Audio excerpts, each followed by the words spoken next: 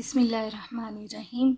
BSc की mechanics bye Q के गौरी उसका यूनिट 2 स्टार्ट किया हुआ है, कंपोजिशन ऑफ फोर्सेस।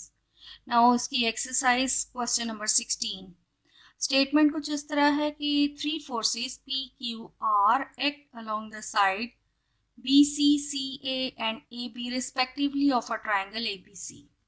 यानी एक हमारे पास ट्राइंगल है ए बी सी और 3 forces P Q R along B C C A और ए बी एक्ट कर रही हैं। यानी बी सी के along force P, C A के along force Q and A B के along force R. 3 forces act कर रही हैं। Proof that if P cosecant A plus Q cosecant B plus R cosecant C is equal 0, then line of resolution passes through the centroid of a triangle. यानी इन तीनों forces का जो resultant है उसके line of action पास करता है through centroid of a triangle. अब यहाँ सेंट्रॉइड यूज हुआ है, centroid of a triangle. Centroid का मतलब जब एक ट्राइंगल है, लेट्स से ये ट्राइंगल है, उसकी जो साइड्स हैं उनके मिड पॉइंट। अब ये मिड पॉइंट जब ऑपोजिट एंगल से मिलते हैं, अब जैसा ये साइड है, ये इसका मिड पॉइंट आ गया अपने ऑपोजिट एंगल से, और ये जो लाइंस, तीनों लाइंस जब एक पॉइंट में से पास कर रही हैं, यानी कि जो मीडियन है, मीडियन एक पॉइंट में से पास कर रहे हैं और उस पॉइंट को सेंट्रॉइड ऑफ अ ट्राइंगल कहेंगे। और एक और प्रॉपर्टी इसकी होती है कि ये 2 और 1 की रेशियो में होते हैं। यानी एंगल साइड से जो सेंट्रॉइड और एंगल तक का रेशियो 2 होता है, और मीडियन से सेंट्रॉइड यानी मिड पॉइंट से लेकर सेंट्रॉइड तक का रेशियो 1 होता है। यानी सेंट्रॉइड जो है वो मीडियन को 2 और 1 की रेशियो में डिवाइड करता है।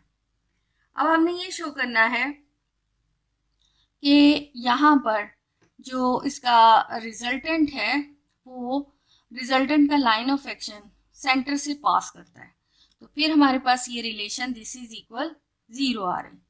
अब यहाँ पर हमने लिया कि वो सेंटर में से पास कर रहा है, तो हमने ये शो करना है कि दिस टर्म इज इक्वल 0। अब फोर्सेस यानी कि P Q R act along the sides of a triangle है।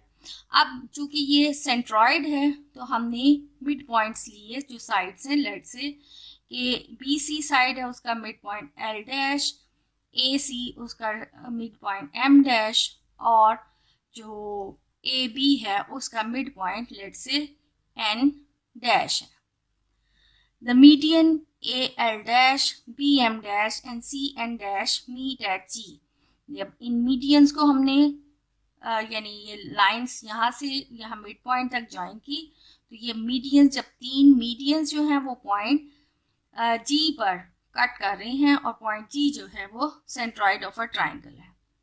अब यहाँ पर हमें जो हमने मज़ीद जो मेथड किया है या जो ऑपरेशन किया है वो ये है कि यहाँ सेंट्रॉइड से एक परपेंडिकुलर लाइन ड्रॉ कर ली है, क्योंकि ये तो मीडियन है, यहाँ परपेंडिकुलर लाइन ड्रॉ करके सी जी डी, और इसी तरह ए से एल तक हमने बी सी जो है वो एक परपेंडिकुलर लाइन ड्रॉ की है।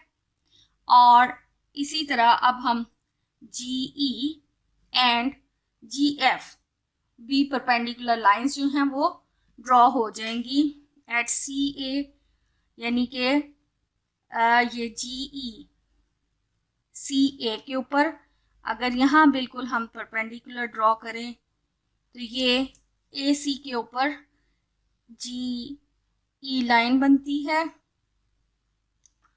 और इसी तरह जी एफ जो है वो ए बी के ऊपर बिल्कुल परपेंडिकुलर लाइन ड्रॉ होती है। अब हमारे पास अगर देखा जाए तो ये एक ट्राइंगल है ए एल डैश और एल, और एक ट्राइंगल है जी एल डैश एंड डी।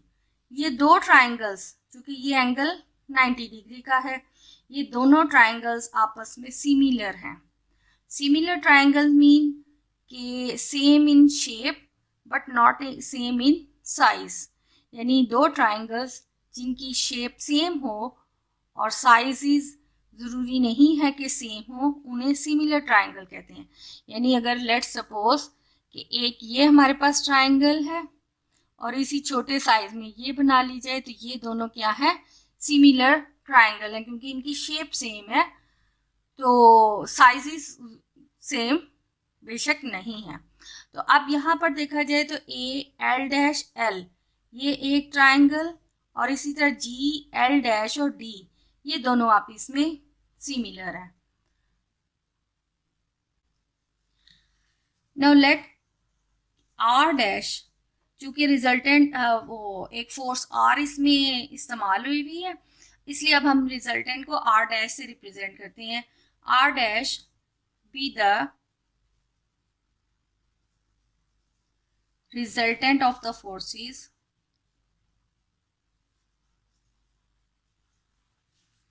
तीन फोर्सेस जो दी हैं पी क्यू एंड आर, और हमने सपोज किया है कि सपोज इट पासिस थ्रू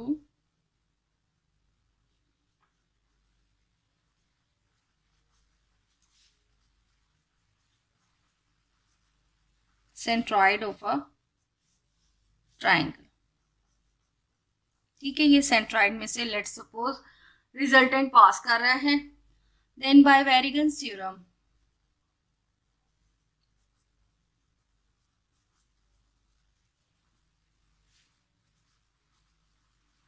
अब ये वेरिगन्स थ्योरम जो है उसका लिंक ऊपर दिया है, अगर किसी ने वो लेक्चर नहीं देखा हुआ तो वो वेरिगन्स थ्योरम को उधर से देख लें इस लिंक से, ताकि वेरिगन्स थ्योरम का भी कॉन्सेप्ट आपको अच्छे से बैठ जाए। अब ये वेरिगन्स थ्योरम यही है कि रिजल्टेंट का मोमेंट इक्वल तीनों फोर्सेस के मोमेंट के सम के इक्वल होता है, और मोमेंट कैलकुलेट करने के लिए हमें मोमेंट जो है वो इक्वल होता है फोर्स इनटू परपेंडिकुलर डिस्टेंस।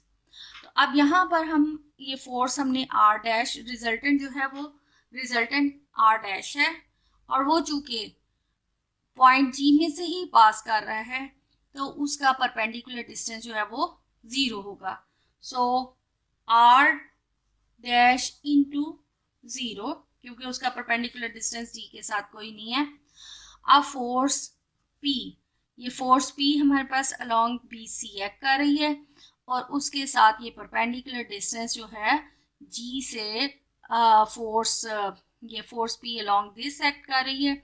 इस फोर्स की लाइन ऑफ एक्शन के ऊपर परपेंडिकुलर डिस्टेंस ये डी जी है, जी से पास करता हुआ, सो ये आ जाएगा जी डी या डी जी लिख लें, प्लस यहाँ फोर्स क्यू एक्ट कर रही है, हमने परपेंडिकुलर यहाँ से जी ई कैलकुलेट किया था, जी ई ड्रॉ किया था, तो फोर्स क्यू और इसका परपेंडिकुलर डिस्टेंस जी ई प्लस, इसी तरह हमारे पास फोर्स है आर अलोंग ए बी, तो जी से अगर हम इसके ऊपर परपेंडिकुलर लाइन ड्रॉ करें तो ये जी एफ, तो are and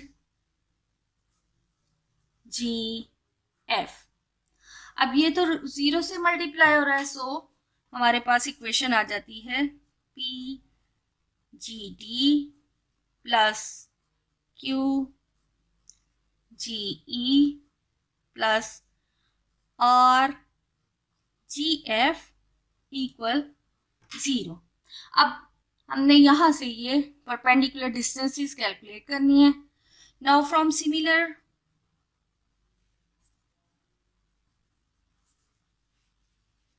similar triangles A L L dash and triangle D G L dash, A L L dash triangle और डी जी एल डैश। अब ये जो डी जी है वो सिमिलर है, ये डी जी जो है वो सिमिलर इस बड़ी ट्राइंगल के ए एल के इक्वल है। So D G over A L और जी एल डैश बड़ी ट्राइंगल ए एल डैश के आ गया, तो so G L dash over A L dash. अब ये जी जो है ये इस मीडियन को डिवाइड करता है 2 and 1 की रेशो में। द सेंट्रॉइड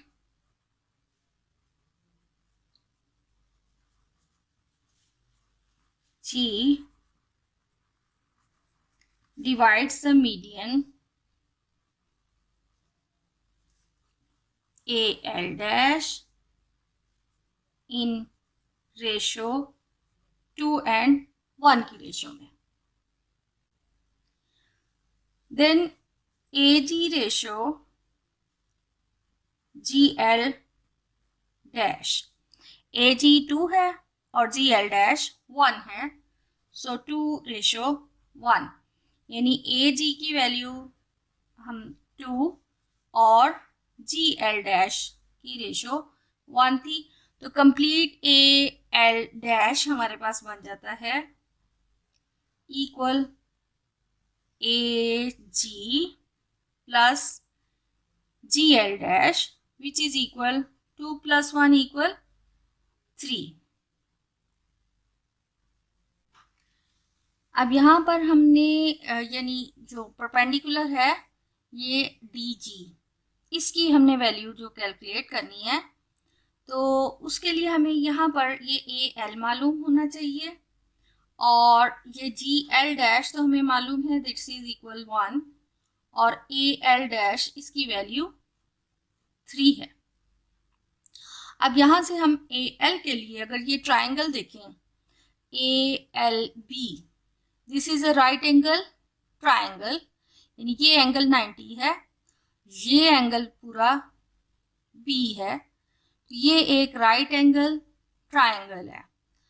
और अगर हम ये एंगल B लेते हैं देन चूंकि ये 90 है, सो 90 एंगल और जो वो एंगल होता है ट्राइंगल का उनके दरमियान जो साइड होती है उसको हम बेस कहते हैं, और 90 के सामने जो साइड है दिस इज हाइपोटेनस, और ये अगर हमने वर्टेक्स A लिया है इसके ऑपोजिट ये साइड की लेंथ स्मॉल a, और यहाँ पर ये B है तो दिस इज B, और ये C है तो इसके ऑपोजिट ये साइड C आ जाएगी।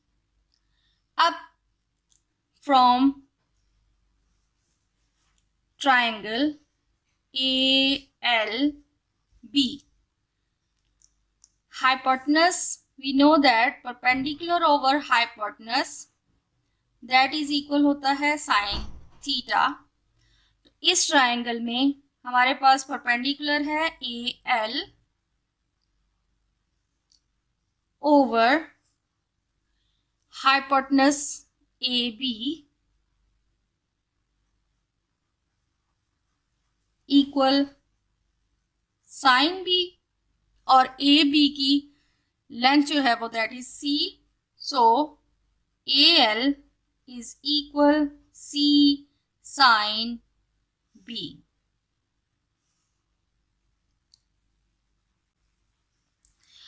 अब DG ओवर AL, AL की वैल्यू हम C साइन B, इसको इस साइड पे लिख लें, या ओवर में C साइन B, और GL dash, GL dash is equal हमारे पास 1 आया था, और ओवर में है AL dash this is equal 3, so DG की वैल्यू हमारे पास आ रही है C साइन B ओवर 3.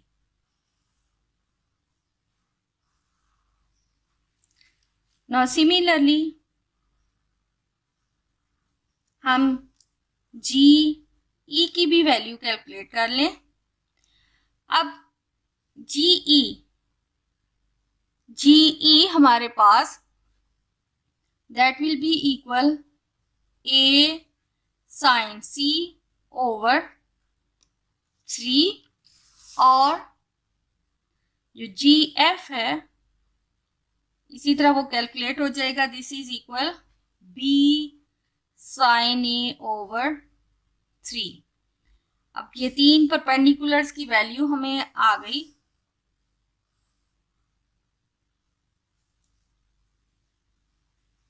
अब यहां पर इनकी हम वैल्यूज पुट कर लें. Then we have now substituting the values. DG की हमारे पास वैल्यू कैलकुलेट हुई है C sin B over 3 और GE की A sin C over 3 plus R GE की वैल्यू कैलकुलेट हुई है B sin A over 3 equal 0. Now by law of sine of a triangle, उसके मुताबिक हमारे पास होता है A over sin A equal B over sin B equal C over sin C. यानी अब हम यहाँ पर जो ये C है उसकी जगह sin C यूज कर सकते हैं और A की जगह sin A एंड B की जगह पर sin B. So we have P sin C sin B over 3 plus Q sin A sin C over 3 plus R sin B sin A over 3 equal 0.